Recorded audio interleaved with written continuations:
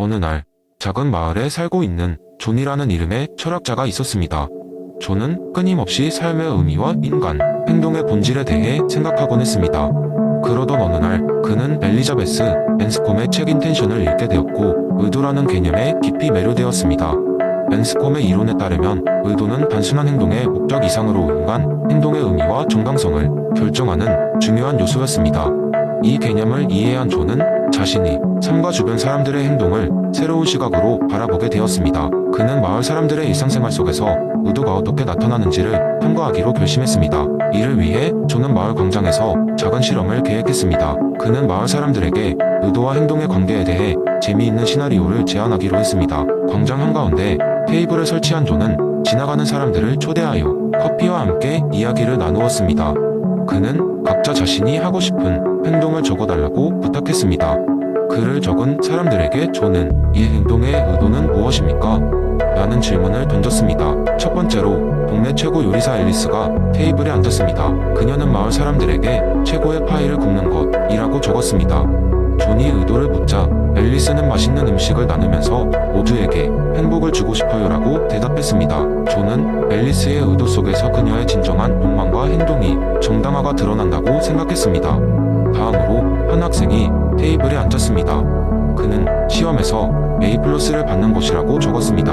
의도를 묻자 그는 부모님을 만족시키고 장학금을 받고 싶어요 라고 했습니다. 이 대답을 들은 존은 학생의 의도 속에 숨겨진 불안감과 책임감, 그리고 성공을 향한 강한 열망을 발견할 수 있었습니다. 마지막으로 경찰관 톰이 테이블에 앉았습니다. 그는 마을을 더 안전하게 만드는 것이라고 적었습니다. 그의 의도를 묻자 톰은 우리 아이들이 안전하게 자랄 수 있게 하고 싶어요 라고 답했습니다. 이로써 존은 톰의 의도가 단순한 직업적 책임을 넘어 깊은 개인적 가치와 연결되어 있음을 깨달았습니다. 이러한 대화들을 통해 존은 앤스콤의 이론이 단순히 철학적 개념에 머무르지 않고 실제로 사람들의 일상과 그들의 행동, 이해에 얼마나 중요한지를 알게 되었습니다. 그는 의도가 행동을 어떻게 더 깊이 정당화하고 이해하게 만들 수 있는지를 다른 마을 사람들에게도 널리 알리고 싶었습니다. 그래서 존은 곧 마을 회의를 주선했고 그곳에서 자신이 경험한 이야기를 사람들에게 전했습니다. 그는 의도가 단순히 목표를 세우는 것이 아니라 우리 행동의 밑바탕에 깔린 이유와 마음가짐을 드러낸다는 점을 강조했습니다. 이를 통해 마을 사람들은 자신의 의도를 더 깊이 생각해보고 타인의 행동을 더 잘 이해하는 데 도움을 받았습니다. 그 이후로 작은 마을에서는 사람들이 자신이 행동을 설명할 때 더 자주 자신의 의도를 돌아보기 시작했습니다. 그리고 서로의 의도를 이해하려는 노력이 더 많은 이해와 협력을 이끌어냈습니다. 의도의 힘을 제대로 배우고 경험한 존은 이렇게 말합니다. 의도는 우리 행동의 심장입니다. 그것이 우리를 인간답게 만들고 진정한 의미를 부여합니다. 두 번째 이야기, 버나드 윌리엄스의 편지점 문제에 대한 독특한 해석은 종종 철학적 대화의장에서 흥미로운 논쟁을 불러일으킵니다. 어느 대학의 철학 강의에서 윌리엄스의 이론에 대해 심도 있게 논의하던 중 학생들에게 이 문제가 삶에서 어떤 방식으로든 적용할 수 있음을 깨닫게 해줄 만한 재미있는 썰이 등장했습니다. 어느 날 철학 교수는 강의실에 들어와 판에 커다란 기차 선로 그림을 그리기 시작했습니다. 한쪽 선로에는 5개의 막대 인형을, 다른 쪽에는 1개의 막대 인형을 배치했습니다. 그리고 나서는 학생들에게 물었습니다. 만약 이 기차가 선로를 따라 달려가고 있고 당신이 전환 스위치를 작동시킬 수 있는 유일한 사람이라면 어떻게 하겠습니까? 학생들은 윌리엄스의 이론을 기억하며 공리주의와 의문을 놓고 의견을 나누었죠. 하지만 교수는 좀 더 색다른 방식으로 이 문제를 접근하기로 했습니다. 모두 흥미롭군요. 그러나 오늘은 상황을 조금 바꿔보겠습니다. 여러분이 선로를 전환해야 하는 이유가 단순히 기차가 아니라 한 마리의 철학적 유니콘 때문이라면 말입니다. 순간 강의실은 웃음바다로 변했습니다. 철학적 유니콘이라니 그것은 어떤 존재일까요? 교수는 설명을 이어갔습니다. 이 유니콘은 단순한 상상의 동물이 아닙니다. 그 존재는 우리가 매일 마주하는 사소한 선택을 보다 철학적인 관점에서 바라보게 해주는 특별한 동물이죠. 자, 이제 한번 상상해 봅시다. 교수가 이렇게 말을 이어갔습니다. 기차 대신 유니콘이 달려오고 있을 때 여러분은 어떻게 하시겠습니까? 유니콘이 어느 쪽으로 가도록 전환하시겠습니까? 만약 유니콘이 어느 쪽으로 향하든 아무런 영향을 미치지 않는다면 우리의 선택은 무의미해지는 걸까요? 학생들은 당황스러움을 감추지 못했습니다.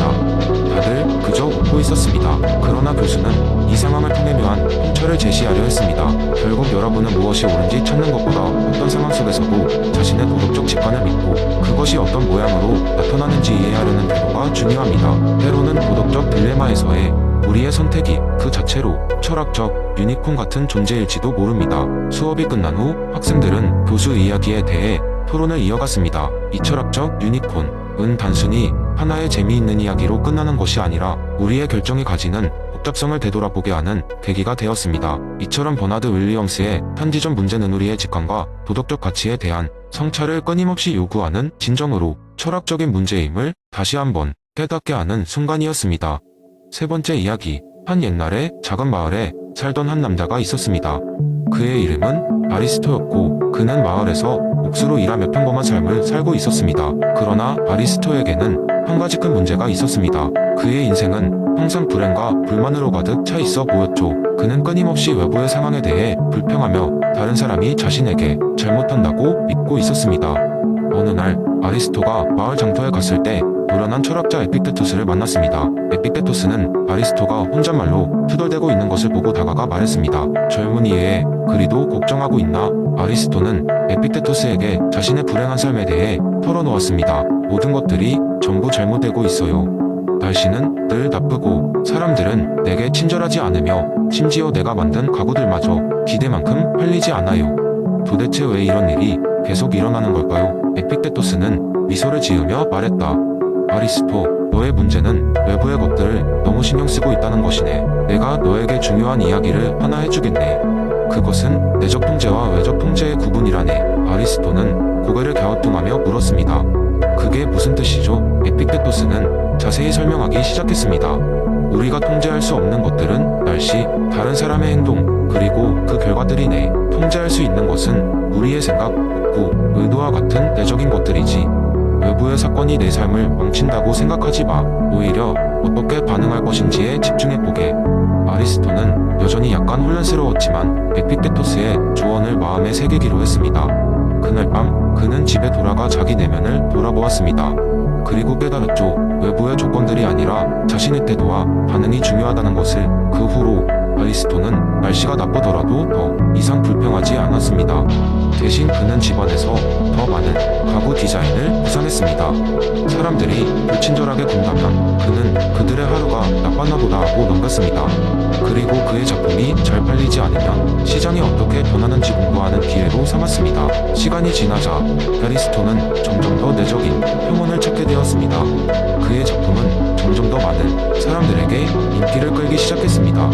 왜냐하면 그는 불평의 에너지를 쏟기보다 자신의 기술을 개선하고 혁신하는 대초점을 맞추었기 때문입니다. 그리고 나서 마을 사람들은 그를 단지 몫으로만 보는 것이 아니라 지혜로운 사람으로 존경하게 되었습니다.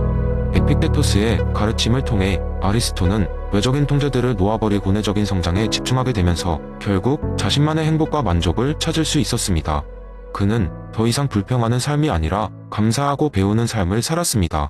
아리스토의 변화는 마을 사람들에게도 큰 영감을 주었습니다. 그리하여 마을 사람들은 그를 통해 에픽테토스의 지혜를 배우며 좋아지지 않는 날씨나 외부 환경에 탓하기보다는 자신이 어떻게 반응하고 살아갈지를 고민하게 되었답니다. 이는 마을 전체의 평화와 조화를 가져다 주었습니다. 그래서 아리스토는 단순한 목수가 아닌 한 마을의 철학자가 되었다고 알 수 있었죠. 그렇게 에픽테토스의 가르침은 아리스토를 통해 영원히 마을에 남게 되었습니다. 네 번째 이야기. 옛날 옛적 다름 아닌 에피쿠로스의 이론을 실제로 구현해보겠다는 의욕 넘치는 한 청년이 있었습니다. 그의 이름은 알렉시우스였습니다. 알렉시우스는 쾌락주의 철학에 깊이 매료되어 이를 통해 진정한 행복을 찾고자 하는 마음에 가득 차 있었습니다. 그는 정신적 평온과 무통 상태의 중요성을 깨닫고 자신의 삶에 그것을 적용해 보려 했습니다. 알렉시우스는 우선 자신이 과도하게 집착하던 것들을 하나씩 내려놓기로 결심했습니다. 그는 물질적 소유를 줄이기 위해 자신의 커다란 집을 떠나 작은 오두막으로 이사했습니다. 오두막은 작고 소박했지만 그에게는 필요한 것들이 모두 갖춰져 있었습니다. 그는 이미 소유하고 있는 것들에 만족하기로 마음먹었습니다. 불필요한 욕망들을 줄이는 것이 그의 첫 번째 목표였습니다. 알렉시우스는 자연적인 즐거움을 찾으려 노력했습니다. 그는 아침이면 산길을 걸으며 바람 소리와 새소리를 들었습니다. 발걸음이 땅에 닿을 때 느껴지는 약간의 저항감도 새로이 싹 트는 나뭇잎을 볼 때의 신선함도 그에게 있어서는 금지옥엽 같은 쾌락이었습니다. 그는 매일 아침 산책하면서 마음의 평화를 찾았습니다. 이 자연 속 속에서의 소소한 여유가 그에게는 가장 큰 쾌락이었습니다. 그러나 알렉시우스의 가장 큰 도전은 정신적 불안을 다스리는 것이었습니다. 그는 자주 일상에서 불안을 느끼곤 했습니다. 무언가 이루지 못한 것들, 아직 수행되지 않은 일들, 타인의 기대 등이 끊임없이 그를 압박했습니다. 그러나 에피쿠로스의 가르침을 따르기로 한 알렉시우스는 항상 준비된 자세로 그 불안에 맞섰습니다. 그는 매일 저녁 조용한 방에 앉아 명상하며 그날의 일들을 되짚어 보았습니다. 이 시간을 통해 그는 스스로에게 속삭였습니다.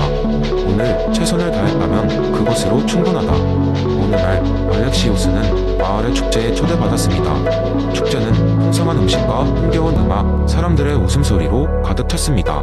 하지만 그는 그곳에서 조용히 응거하며 잔치를 바라보았습니다. 그에게 진정한 즐거움은 이 놀라운 경험을 자신의 시간을 소중히 여기는 방식으로 즐기는 것이었습니다. 그는 지나친 과음을 피하고 간단히 맑은 물 한 잔과 함께 좋은 친구들과의 담소를 선택했습니다. 친구들에게 그는 말했습니다. 진정한 쾌락은 이런 소박한 시간 속에 있는 것 아닐까? 그리고 시간이 흐르며 알렉시우스는 깨달았습니다. 에피쿠로스의 쾌락주의는 단순히 쾌락을 추구하는 것이 아니라 올바른 쾌락을 선택하는 것임을, 그는 자신에게 중요한 것과 그렇지 않은 것을 구분할 줄 알게 되었고, 불필요한 것들에 휘둘리지 않으며 늘 마주하는 작은 기쁨 속에서 깊은 만족을 찾을 줄 알게 되었습니다. 그리하여 알렉시우스는 자신의 삶을 통해 친구들과 마을 사람들에게 쾌락주의의 참뜻을 전파하기 시작했습니다. 그는 사람들에게 말했습니다. 쾌락이란 포기하지 않는 삶의 열정이 아닌 과중한 것들을 비우고 진정 필요한 것들로 채우는 것에서 비롯됩니다. 그러니 매일 그날의 작은 행복을 찾아보세요. 사람들은 알렉시우스의 이야기에 귀를 기울였고 그의 삶의 방식을 통해 모두가 조금씩 마음의 평온을 찾기 시작했습니다.